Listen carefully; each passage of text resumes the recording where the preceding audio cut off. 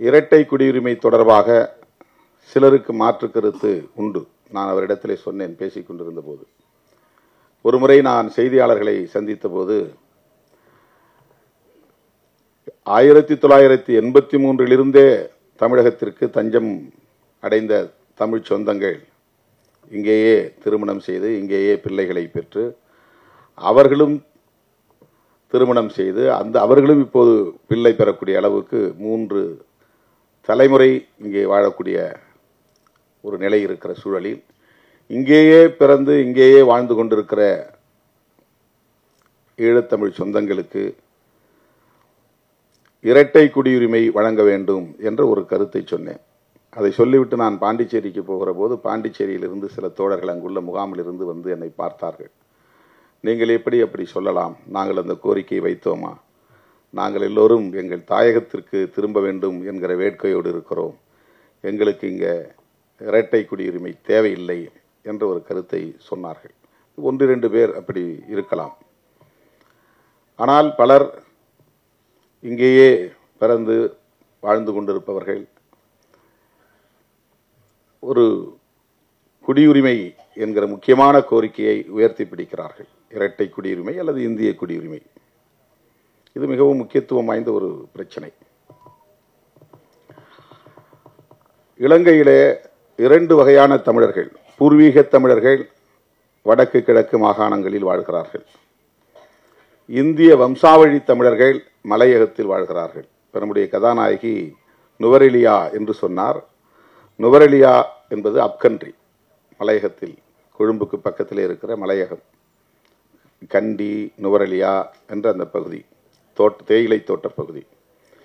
இங்கிருந்து சாஸ்திரி காலத்திலே ஒப்பந்தம் போட்டு, சாஸ்திரி பண்டா ஒப்பந்தம் போட்டு தேயிலை தோட்டங்களில் பணியாற்றுவதற்காக லட்சக்கணக்கான மக்களை அழைத்து கொண்டு போனார்கள். 10 லட்சம் பேர் அழைத்து கொண்டு போனார்கள். அவர்களெல்லாம் அங்கே தோட்டத்திலே தொழிலாளர்களாக லயம் என்கிற இடத்திலே, லயம்னா குதிரைகள் கட்டுகிற இடத்திற்கு பெயர் லயம், அதுதான் மக்களுடைய குடியிருப்புக்கும் பெயர். இன்றைக்கும் அப்படித்தான் அவர்கள் வாழ்ந்து கொண்டிருக்கிறார்கள். பிரிட்டிஷ் காலத்திலே கொண்டு போனார்கள். அதுக்கு பிறகு வந்த ஒப்பந்தம் தான் பண்டா சாஸ்திரி ஒப்பந்தம். அந்த ஒப்பந்தத்தின்படி 50% பேரை தமிழ்நாட்டுக்கு அனுப்பிவிட்டார்கள், இந்தியாவுக்கு அனுப்பிவிட்டார்கள். அவர்களுக்கு பெயர் தான் இந்திய வம்சாவழி தமிழர்கள். ஆங்கிலத்திலே ரீபேட்ரியாட்ஸ், தாயகம் திரும்பிய தமிழர்கள். அவர்கள் தமிழ்நாட்டை சார்ந்தவர்கள், இந்திய குடியுரிமை உள்ளவர்கள், வேலைக்காக அங்கே போனவர்கள். பிறகு அந்த அரசு எங்களுக்கு இவர்களெல்லாம் வேண்டாம், இவர்களுக்கு எங்களால் குடியுரிமை எல்லாம் தர முடியாது என்று ஒரு ஒப்பந்தம் போட்டு திரும்ப 5 லட்சம் பேரை அனுப்பிவிடுகிறார்கள். எஞ்சியவர்களுக்கு அங்கே குடியுரிமை தராமல் நீண்ட காலம் இருந்தது. அப்கண்ட்ரியிலே இருக்கிற மக்களுக்கு குடியுரிமை தரப்படாமல் நீண்ட காலம் போராடி போராடி இப்போது குடியுரிமை பெற்றுவிட்டார்கள். இது பூர்வீக குடி தமிழர்கள் அல்ல. வடக்கு கிழக்கு மாகாணங்களில், யாழ்ப்பாணம் சொல்றோம் இல்லையா, வன்னி சொல்றோம், அது வடக்கு மாகாணம். மட்டக்களப்பு, அம்பாறை அது கிழக்கு மாகாணம். இது 2ம் சேர்ந்து தான் ஈழம், தாயகம், தமிழ் ஈழம், வடக்கு கிழக்கு மாகாணங்கள். அந்த வடக்கு கிழக்கு மாகாணத்தை சார்ந்த தமிழர்கள் தான் பூர்வீக தமிழர்கள். சிங்களவர்கள் அங்கே குடியேறுவதற்கு முன்பு இலங்கை முழுவதும் சேர்ந்து வாழ்ந்த, பறந்து வாழ்ந்த குடிமக்கள் தமிழர்கள். இதை அல்லாம இன்னொரு தமிழர்கள் இருக்கிறாங்க. அவங்க யாருன்னா, கொழும்பிலே வணிகம் செய்து கொண்டு அங்கேயே போய் செட்டில் ஆன தமிழர்கள். தமிழ்நாட்டை சார்ந்தவங்க அங்கே போய் பிஸ்னஸ் பண்ணுறாங்க, டெக்ஸ்டைல் பிஸ்னஸ் பண்ணுறாங்க, பலசரக்கு வியாபாரம் பண்ணுறாங்க, பல வகையான வியாபாரங்களை பண்ணிட்டு அங்கேயே போய் செட்டில் ஆயிடுறாங்க. அவங்க வம்சாவழி தமிழர் அப்படின்னு சொல்ல முடியாது. ஏன்னா அப்பப்போ போயிட்டு வந்துடுறாங்க, அங்கே வீடு இருக்கு, அவங்களுக்கு அங்கேயே பிஸ்னஸ் இருக்கு. யாழ்ப்பாணத்திலும் அந்த வடக்கு மாகாணத்திலும் கிழக்கு மாகாணத்திலும் வாழக்கூடியவர்கள் அந்த மண்ணின் மைந்தர்கள். நம் நாடு பூகம்பத்தால 2ஆ பிளந்த போது லெமூரியா கண்டம் அழிஞ்சு போச்சுன்னு சொன்னாங்க இல்லையா, அழிஞ்சது போக எஞ்சிய பகுதி தான் தீவா இருக்கு. அப்பெல்லாம் இதெல்லாம் சேர்ந்து ஒரே நிலப்பரப்பா இருந்தது. ஆஸ்திரேலியாவும் இதுல சேர்ந்த நிலப்பரப்பா இருந்தது. மூழ்கி போன லெமூரியா கண்டம் ஒரே நிலப்பரப்பா இருந்தது. அப்படிப்பட்ட காலத்துல லெமூரியா உள்ள போயிருச்சு, பகுருளி ஆறு உள்ள போயிருச்சு. எஞ்சிய பகுதி தீவா இருக்கு. அந்த தீவு இன்னைக்கு நமக்கு இன்னொரு நாடு, ஆனா அன்னைக்கு ஒரே நிலப்பரப்பா இருந்தது. அப்ப நாம எல்லாம் ஒன்னா சேர்ந்து வாழ்ந்த காலம், நம்முடைய முன்னோர்கள் எல்லாம் ஒரே நிலப்பரப்பா இருந்தது. இப்ப திடீர்னு இப்ப தமிழ்நாடு ரெண்டா பிளந்துருதுன்னு வச்சுங்க, சென்னைக்குள்ள வெள்ளம் புகுந்துருது, ரெண்டா பிளந்துருது.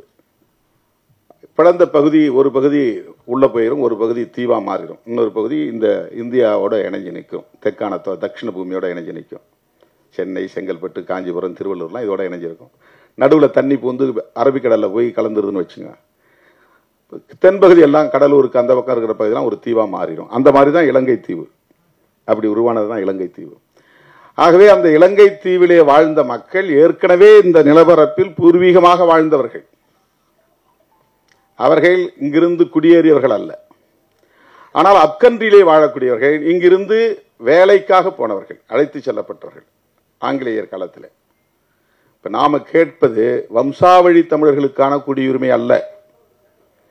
வந்துவிட்டவர்கள் இங்கே இந்திய குடிமக்களாக விட்டார்கள். ரீபாட்ரியாட்ஸ் என்கிற பெயர்ல நீலகிரியில் இருக்கிறவங்களாம் அவங்க தான், கொடைக்கானல் பகுதியில் இருக்கிறவங்களாம் அவங்க தான். அதிகமாக மலையக தமிழர்கள் இருப்பாங்க.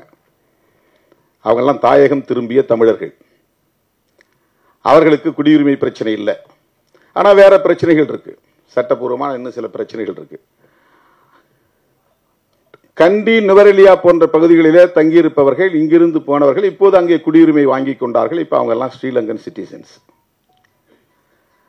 1983 கலவரம் ஏற்பட்ட போது, ஜூலை கலவரம் ஏற்பட்ட போது, அங்கிருந்து படகுகளே வந்து இங்கே தஞ்சம் புகுந்தவர்கள் 83 தொடர்ச்சியா கலவரம் நடக்கிற போதெல்லாம், வன்முறைகள் நடக்கிற போதெல்லாம் உயிர் தப்பி பிழைத்து இங்கே வந்தவர்கள் இங்கேயே தங்கிவிட்டார்கள். இப்ப இங்க இருக்கிறவங்களோடவே திருமணம் பண்ணிக்கிட்டாங்க.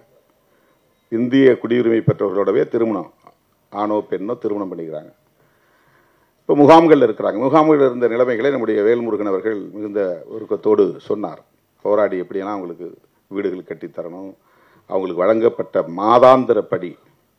நான் ஒரு முறை காட்டுமன்னார்குடியில் போய் ஒரு முகாம் பார்த்தேன். ஒரு சின்ன ஒரு ஹால், அதுக்குள்ள புடவையால தான் தனித்தனி வீடு மாதிரி மறிச்சு புடவை தான் பால் மாதிரி சாரீஸாலே அப்படியே கட்டிக்கிட்டு அதுக்குள்ளதான் ஒரு குடும்பம். அது மாதிரி இன்னொரு தடுப்பு கட்டியிருப்பாங்க, அதுக்குள்ள ஒரு குடும்பம். அவங்களுக்கு தனி வீடே இல்லை. மொத்தத்தில் ஒரு டார்மிட்டரி மாதிரி ஒரே ஹால்.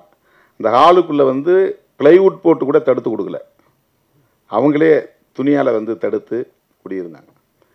அவங்க ஊருக்கு பக்கத்தில் அம்பலவாணன்பேட்டையில் ஒரு முகாம் இருந்துச்சு, காட்டு சாகை புலியூர் பக்கத்தில். அங்கே ஒரு முகாம் இன்னைக்கு இருக்கு. அந்த முகாமுக்கு போய் நானும் கட்சியில் பொதுச் செயலாளர் ரவிக்குமார்லாம் போய் பார்த்தோம். அந்த மாதிரி ஒரு 5-6 முகாம்களை பார்த்துட்டு ஒரு ரிப்போர்ட் போய் அன்றைக்கு டாக்டர் கலைஞர்கிட்ட கொடுத்தோம். அவங்களுக்கு மாதம் வழங்கக்கூடிய அந்த தொகை, உதவித்தொகை பத்தாது, அதை உயர்த்தணும். விடுதலை சிறுத்தைகள் கட்சியினுடைய கோரிக்கையை ஏற்று கலைஞர் அப்ப வந்து 300 ரூபாய் 400 ரூபாய் இருந்தது வந்து 600 ரூபாய் உயர்த்தினார். இன்னைக்கு 1000 ரூபாய்க்கு மேல வந்துருச்சு, உயர்த்திட்டாங்க. இப்போ அதுக்கு பிறகுதான் வீடுகள்லாம் கட்டணுங்கிற கோரிக்கைகள்லாம் வேல்முருகன் அவர்கள் சொன்னது மாதிரி நம்ம எல்லாம் சேர்ந்து குரல் கொடுத்து இன்னைக்கு வீடுகள் கட்டி கொடுக்குறாங்க. இந்த முகாம்களை இல்லாம வெளியே வந்து அரசு அனுமதியோட தங்கியிருக்கிறாங்க பல பேர். மொத்தத்தில் தமிழ்நாட்டுக்குள்ள 1 லட்சம் பேர் தான் இருப்பாங்க. அவங்களுக்கே இங்க நம்மால வந்து நல்ல வீடு கட்டி தர முடியல. ஆஸ்திரேலியாவோட தரக்கூடிய மரியாதை இந்தியாவில் கிடையாது. கனடாவில் அப்படி தஞ்சம் புகுந்த ஈழ தமிழர்களுக்கு தரப்படுகிற உரிமைகள், வசதிகள், அவங்களுக்கு வேலை கிடைக்கிற வரலையும் எத்தனை பேர் குடும்பத்தில் இருந்தாலும் அத்தனை பேருக்கும் வந்து அரசாங்கம் சாப்பாட்டு செலவில் இருந்து அத்தனை செலவையும் அரசாங்கம் ஏற்றுக்கொள்கிறது. இங்கிலாந்துல அந்த மாதிரி. இங்க புலிகளோடு தொடர்புல இருந்தா தூக்கி அடிச்சிடறான், அங்க புலிகளோட தொடர்புல இருந்தா குடியுரிமையை தரான். ஐரோப்பிய நாடுகள்ல நான் புலிகள் இயக்கத்தில் இருந்தேன், போராட்டத்தில் இருந்தேன் அப்படின்னு சர்டிபிகேட், நல்லா நிறைய சர்டிபிகேட் கொடுத்துருக்குறேன். அந்த மாதிரி ஒரு எம்பிங்கிற முறையில் வர்றவங்களுக்கு வந்து பிரான்ஸ்லேயே ஐரோப்பியில் ஏதாவது ஒரு நாட்டில் அவங்க போய் தங்கணும்னா, இவர் வந்து ஈழ விடுதலை போராட்டத்தில் ஈடுபட்டவர், ஆயுத குழுக்களோட தொடர்பில் இருந்தவர், அதனால் இவர் இலங்கைக்கு போனால் இவரை கைது செய்து விடுவார்கள் அல்லது கொன்று விடுவார்கள், எனவே இவரை உங்கள் நாட்டில் அடைக்கலம் தந்து அவருக்கு ஏற்றுக்கொள்ளுங்கள் அப்படின்னு நம்ம கடிதம் கொடுக்கணும். அதை வந்து இங்கிலாந்தில் ஏற்றுக்கிறாங்க, ஐரோப்பிய நாடுகளில் ஏற்றுக்கொள்கிறார்கள், அமெரிக்காவில் ஏற்றுக்கொள்கிறார்கள், கனடாவில் ஏற்றுக்கொள்கிறார்கள். இந்தியாவில் புலிகளோட தொடர்பில் இருந்தா அடுத்த செகண்டே தூக்கி அனுப்பிச்சு விட்டுருவாங்க. கைது பண்ணா அவர் சொன்ன மாதிரி சிறப்பு முகாமில் போட்டுறாங்க. எந்த குற்றமும் செய்ய மாட்டாங்க, சாதாரண குற்றம் தான். அதுக்கு என்ன காரணம்னா, இந்திய ஒன்றிய அரசின் வெளி விவகார கொள்கை தான் முக்கியமான காரணம். இந்த குடியுரிமையை பொறுத்தவரையில் தமிழ்நாடு அரசுக்கு எந்த மாநில அரசுக்கும் அதிகாரம் கிடையாது. சட்டமன்றத்தில் ஒரு தீர்மானம் நிறைவேற்றலாம். இப்போ கூட அவர் சொன்னார் இல்லையா, நான் செஞ்சி கூட்டத்தில் பேசினேன், தீர்மானம் நிறைவேற்றுங்கன்னு, தமிழிடம்தான் ஒரே தீர்வுன்னு சட்டமன்றத்தில் தீர்மானம் நிறைவேற்றுங்க. அந்த மாதிரி இரட்டை குடியுரிமை வழங்குங்கள் என்று தமிழ்நாடு சட்டமன்றத்திலே தீர்மானம் நிறைவேற்ற முடியும். அவங்களால சட்டம் மசோதா பில் கொண்டு வர முடியாது. அந்த அதிகாரம் மாநில அரசுக்கு கிடையாது, இந்திய ஒன்றிய அரசுக்கு தான் இருக்கு. அவங்க ஏற்கனவே சட்டம் கொண்டு வந்துட்டாங்க. அதை தான் நம்ம கடுமையாக எதிர்த்தோம், மிக கடுமையாக எதிர்த்தோம். பாருங்க, மத அடிப்படையில் தான் பார்க்குறான். முஸ்லீம்களுக்கு தவிர மற்ற யார் வந்தாலும் நான் கொடுப்பேங்கிறான். புத்திஸ்ட் வந்தால் கொடுப்பேன் இது குடியுரிமை. கிறிஸ்டியானிட்டி மதத்தை சார்ந்த கிறிஸ்டியன்ஸ் வந்தாங்கன்னா நான் கொடுப்போம். பெர்ஷியன்ஸ் பார்சி மதத்தை சார்ந்த வந்தால் கொடுப்போம். சீக்கியர்கள் வந்தால் கொடுப்போம். இந்துக்கள் வந்தால் கொடுப்போம். ஆனால் எக்ஸப்ட் ஸ்ரீலங்காவிலிருந்து இந்துக்கள் வந்தாலும் தரமாட்டோம். ஸ்ரீலங்காவிலிருந்து வரவன இந்துவா பார்க்கறதுல தமிழனா பார்க்கறான். தமிழனுக்கு குடியுரிமை இல்லை. அந்த சிஏஏ சட்டத்தில் 2 பேருக்கு குடியுரிமை மறுக்கப்படுகிறது. ஒன்று இஸ்லாமியர்கள், இன்னொன்று தமிழர்கள். இது எவ்வளவு பெரிய ஓரவஞ்சனை! இதுதான் மத சார்பு நடவடிக்கைங்கிறது. இப்போ ஒரு மதத்துக்கு சார்பாகவோ ஒரு மதத்துக்கு எதிராகவோ அரசு இயங்கக்கூடாது என்பதுதான் செக்யூலரிசம்ங்கிறது. அதுதான் கான்ஸ்டிடியூஷன் சொல்லுது. இப்போ சிஏஏங்கிற சட்டம் இயற்றப்பட்டாச்சு, அது நடைமுறைக்கு வரப்போகுது, தீவிரமாக வரப்போகுது. இன்னொரு முக்கியமான செய்தி என்னன்னா, நாங்கள் பல மாநாடுகளில் தீர்மானம் நிறைவேற்றிருக்கிறோம். யூஎன் சார்ட்டர் ஃபார் ரெஃப்யூஜிஸ் அப்படின்னு ஒரு ஐநா பட்டயம் ஒன்று இருக்கு. உலக நாடுகள்லாம் அந்த ஐநா பேரவையில் உறுப்பு நாடுகளாக இருக்கிறவங்கலாம் சேர்ந்து ஒரு ஒப்பந்தம் போடுவாங்க ஒவ்வொரு விஷயத்திலையும். ஹியூமன் ரைட்ஸ் கவுன்சில் தனியாக இருக்குது ஜெனீவாவில். அந்த மாதிரி குழந்தைகளுக்கு தனியாக ஒரு அலுவலகம் இருக்குது, உலக நாடுகள் ஐநா அலுவலகம். பெண்களுக்கான பிரச்சனைகளை கவனிக்கிறதுன்னு ஒரு அலுவலகம் இருக்குது. நியூயார்க்கில் இருக்கிறது செக்யூரிட்டி கவுன்சில். அதுதான் அரசியல் தலைவர்கள், பெரிய தலைவர்கள்லாம் போய் உட்காந்து பேசுகிற இடம். இப்போ ஜெனீவாவில் இருக்கிறது இப்போ நம்மளை மாதிரி ஆள்லாம் போய் பேசலாம். நாம் அனுமதி வாங்கி நமக்கு போனால் ஒரு 2 நிமிஷம் 3 நிமிஷம் பேசலாம். ஒரு முறை நானும் போய் பேசியிருக்கிறேன். அது யூஎன் ஹியூமன் ரைட்ஸ் கவுன்சில். அந்த மாதிரி ரெஃப்யூஜிஸ்க்குன்னு ஒரு ஃபோரம் இருக்குங்க. ரெஃப்யூஜின்னா அகதிகள், ரீபாட்ரியாட்ஸ்னா தாயகம் திரும்பியவர்கள். இந்த ரெஃப்யூஜிஸ்க்கு உலக நாடுகளில் யார் தஞ்சம் கேட்டாலும் அவங்களுக்கு கொடுக்கணும், எந்த நாடும் மறுக்கக்கூடாது. போர் காரணத்தினால புலம்பெயர்வாங்க, இயற்கை சீற்றம் காரணமாக புலம்பெயர்வாங்க, வறுமை காரணமாக புலம்பெயர்வார்கள். இப்படி ஏதாவது காரணங்களால டிஸ்பிளேஸ்மெண்ட், ஒரு நாட்டில் இருந்து இன்னொரு நாட்டுக்கு புலம்பெயர்து. அந்த நாட்டுக்கு தஞ்சம் புகிற போது அவங்கள ரிஜெக்ட் பண்ணக்கூடாது, அவங்கள வரவேற்கணும். வரவேற்று அவர்களை மனிதர்களாக நடத்தணும், அவங்களுக்கான வாழ்வாதாரங்களை உறுதிப்படுத்தணும். அவங்களுடைய கல்வி, அவங்களுடைய சுகாதாரம், அவங்களுடைய மருத்துவம், அவர்களுக்கான வேலை வாய்ப்பு எல்லாவற்றையும் உத்தரவாதப்படுத்த வேண்டும் அப்படிங்கிறது தான் யூஎன் சார்ட்டர். அது உலக நாடுகள்லாம் ஒன்னா சேர்ந்து உருவாக்கி இருக்கிற ஒரு சார்ட்டர். சார்ட்டர்னா அது ஒப்பந்த பத்திரம் மாதிரி, ஒப்பந்த பட்டயம். அது அதுல கையெழுத்திடாத நாடு இந்தியா. மற்ற நாடுகள்லாம் கையெழுத்திட்டு இருக்கிறாங்க. ஏன்னா இவனுக்கு அண்டை மாநிலங்களிலிருந்து நிறைய உள்ள நுழையிறாங்க, அவங்களெல்லாம் இங்கே வச்சுக்கிட்டு எங்களால் இடம் கொடுக்க முடியாது, உரிமைகள் தர முடியாது. அந்த மாதிரி புலம்பெயரக்கூடியவர்களை உள்வாங்க முடியாது, ஏற்றுக்கொள்ள முடியாதுங்கிற நிலைப்பாடு அந்த காலத்திலிருந்து இருக்கு, இன்னமும் இருக்கு. இப்போ நம்முடைய கோரிக்கைகளில் யூஎன் சார்ட்டர்ல இந்தியன் கவர்மெண்ட் கையெழுத்து போடணும் அப்படின்னு நம்ம சொல்றோம், தொடர்ந்து வலியுறுத்திட்டு இருக்கிறோம். இன்னமும் நம்ம வலியுறுத்தணும். ரெஃப்யூஜிஸ் நம்ம நாட்டில் மட்டும்தான் கிரிமினல்ஸ் மாதிரி நடத்துறாங்க.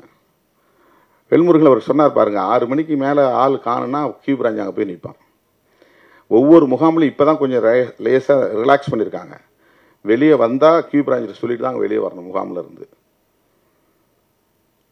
இங்கே ரெடில்ஸ் பக்கத்தில் ஒரு முகாமுக்கு நான் பலமுறை போயிருக்கிறேன். பாதிக்கப்பட்டவங்களுக்கு போய் அரிசி பருப்புலாம் கொடுத்துட்டு வந்துருக்குறோம். போர்வெல்லாம் கொடுத்து வந்துருக்கோம். அவங்க சொல்லும் போதெல்லாம் நமக்கு அப்படியே ரத்த கண்ணீரே வடிக்கும். பல இடங்களில் அந்த முகாமுக்குள்ளே போய் பார்த்துருக்கோம். அவங்க வசிக்கக்கூடிய இடங்கள்லாம் அவ்வளவு மோசமாக இருக்கும். நம்ம நாட்டுக்குள்ளே நம்ம தொப்புள் குடிங்கிறோம், நம்ம சொந்தங்கிறோம், நம்முடைய ரத்த பந்தங்கிறோம், குருதி உறவுங்கிறோம். ஆனால் அவங்களுடைய வாழ்நிலைங்கிறது அவ்வளவு பேரவலம் நிறைந்த ஒரு வாழ்க்கை. இது இதுக்கு என்ன காரணம் அப்படின்னு சொன்னால், இந்திய ஒன்றிய அரசு அகதிகள் தொடர்பாக என்ன கொள்கையை கொண்டிருக்கிறது, நிலைப்பாட்டை கொண்டிருக்கிறது என்று பார்த்தால் உலக நாடுகள் செய்வதை போல் இது செய்யவில்லை. ரெஃப்யூஜிஸ்க்கு வந்து நல்ல முறையாக ட்ரீட் பண்ணுறதில்லை. அப்படி ஒரு கொள்கையை இவங்க வச்சிருக்கிறாங்க. இப்போதான் இந்த சிஏஏ சட்டத்தில் நீ பாகிஸ்தான்ல இருந்து வந்தாக்க முஸ்லீமா இருந்தா கிடையாது, இந்துவா இருந்தா உண்டு, கிறிஸ்டியனா உண்டு. சீனாவில இருந்து வந்தாலும் அதே தான் கிரைட்டீரியா. இலங்கையிலிருந்து வந்தா யாருக்கும் இல்லை. இலங்கையில் 2 பேர் தான் தமிழர்கள் தான் வராங்க, சிங்களவர்கள் இங்கே வர போறதில்லை. 2 தமிழர்கள் யாரு? இந்து தமிழர் இல்லைன்னா இஸ்லாமிய தமிழர். கிழக்கு மாகாணத்தில் இருக்கிறவங்க இஸ்லாமியர்கள், வடக்கு மாகாணத்தில் இருக்கிறவங்க இந்துக்கள் நிறைய இருக்காங்க. இந்துவாய் இருந்தாலும் நீ தமிழனாய் இருந்தால் உனக்கு குடியுரிமை இல்லை. இதுதான் இந்திய அரசின் நிலைப்பாடாக இருக்கிறது. இதைத்தான் நாம எதிர்க்கணும். உண்மையான தமிழ் தேசியம் இதை கண்டிப்பதில் தான் இருக்கிறது. வெறும் திராவிட அரசியலை எதிர்ப்பவர்கள் கிடையாது. அது உள்ளபடியே பெரிய டைவர்ஷன். அது தமிழ் தேசியத்தின் உண்மையான பகைங்கிறதே இந்திய தேசியம்தான். இந்திய தேசியத்தை எதிர்க்காம தமிழ்நாட்டுக்குள்ள இருக்கிற சில திராவிட கட்சிகளை ஏத்துக்கிட்டு இருந்தோம்னா நாம ஒட்டுமொத்த தமிழ் சக்திகளையே விரயமாக்குறோம்னு அர்த்தம், திசை திருப்புறோம்னு அர்த்தம். தமிழ் தேசியம்ங்கிறது 2 கண்டென்ட் இருக்கணும். ஒன்னு, எங்களுக்கு தனி தேசம் வேண்டும், எப்படி தமிழ் தனி ஈழம் வேண்டுங்கிற கோரிக்கை இருக்கு. அந்த கோரிக்கை இருந்தாதான் தமிழ் தேசியம் பேசுறதுக்கான முழுமை பெறுவது. அப்படி பேச முடியாது. சரி. 2வது, உண்மையான எதிரி யாருன்னு அடையாளம் காட்டணும். உண்மையான எதிரி எந்த மொழிவழி தேசியத்தையும் ஏற்காத இந்திய தேசியம்தான். இந்திய தேசியத்தை பற்றி எதுவுமே பேசாம, அங்க ஆதிக்கம் செலுத்தக்கூடியவர்களை பற்றி எதுவுமே பேசாம, சிஏஏ சட்டம் கொண்டு வந்திருக்கிற அந்த ஆட்சியாளர்களை பேசாம நாம நமக்குள்ள விமர்சனம் பண்ணிக்கிட்டு இருந்தோம்னா இது மொத்தத்தில் திசை திருப்புகிற ஒரு அணுகுமுறையாக தான் அமையும். ஆகவே ஈழத்தமிழர்களுடைய பிரச்சனையை நாம பேசுகிற போது அது தமிழ் தேசியத்தில் ஒரு அங்கம் தான். ஈழத்தமிழர்களின் நலன்கள் குறித்து நாம் பேசுகிறோம் என்றால் தமிழ் தேசிய அரசியலில் அதுவும் ஒரு முக்கியமான பகுதி. இப்போ அவங்களுடைய நலன்கள் என்பது அவங்களுக்கு எங்களுக்கு மாதிரி பரிதாபத்தின் அடிப்படையில் சில வசதிகளை செஞ்சு கொடுங்கிறது அல்ல.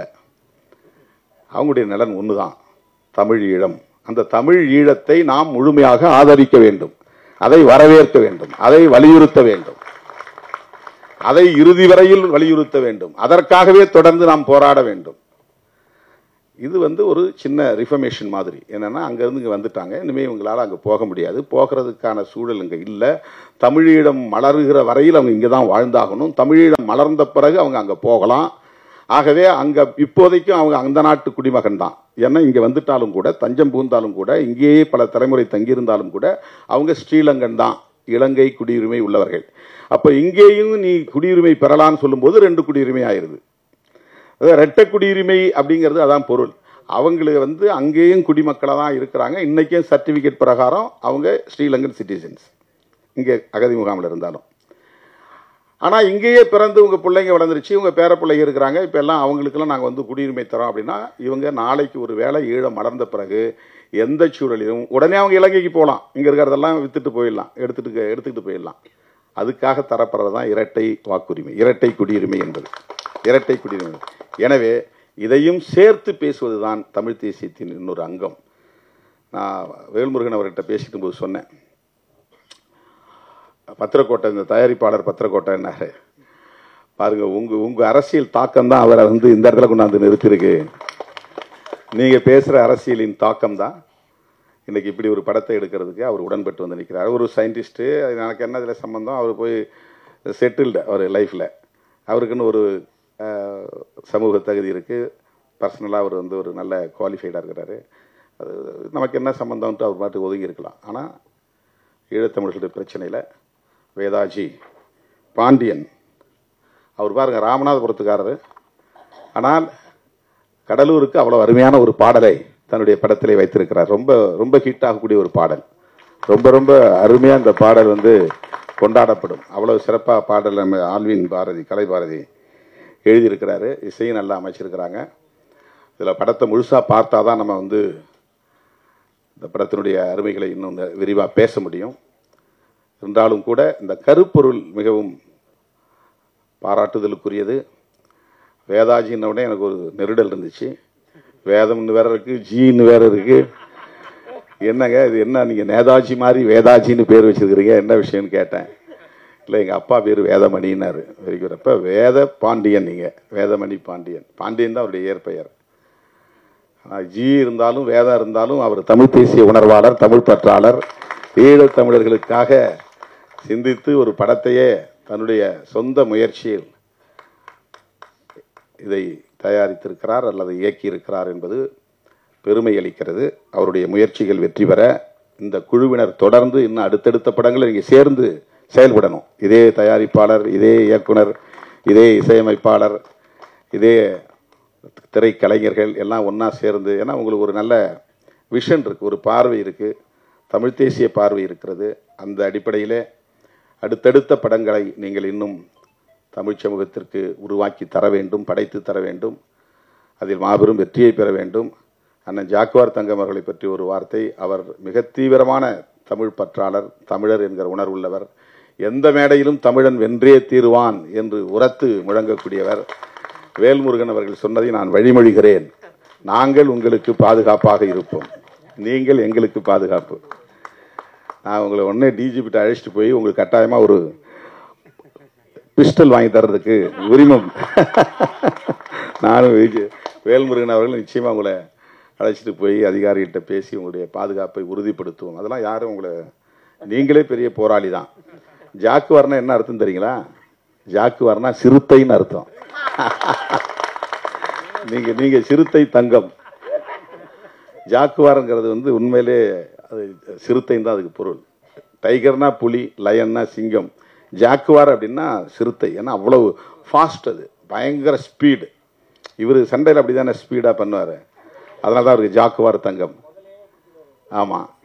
இப்போ அவருக்கு வயசு 70க்கு மேலே ஆகுது. எவ்வளோ எப்படி இருக்காரு பாருங்க. 73 வயசாகுது. அப்படி வந்து அவர் இதெல்லாம் ஆக்ஷன்லாம் பண்ணும்போது நான் மிரண்டுட்டேன். ஒரு 2-3 வீடியோ போட்டு காட்டினார் வீட்டில் போயிட்டு. ஐயோ அப்பா என்ன ஆளை விடுங்க, நான் கிளம்புறேன், எங்களால் ஒரு சின்ன யோகா கூட இப்படி பண்ண முடியாது. அப்படி வந்து அதனால் உங்களுக்கு வந்து நம்முடைய இளவல் வேல்முருகன் அவர்கள் சொன்னதை நான் வழிமொழிகிறேன். உங்களுக்கு எந்த அச்சுறுத்தலும் இங்கே இருக்காது. நாம் எல்லாம் தமிழர்கள் அத்தனை பேருமே ஒருவருக்கொருவர் பாதுகாப்பாகத்தான் நாம் இருப்போம். அந்த வகையில் அண்ணன் ஜாக்குவார் தங்கம் அவர்களை இந்த நேரத்தில் நான் வாழ்த்தி பாராட்டி, இந்த படக்குழுவினரை நெஞ்சார பாராட்டி வாய்ப்புக்கு நன்றி கூறி முடிக்கிறேன். நன்றி, வணக்கம்.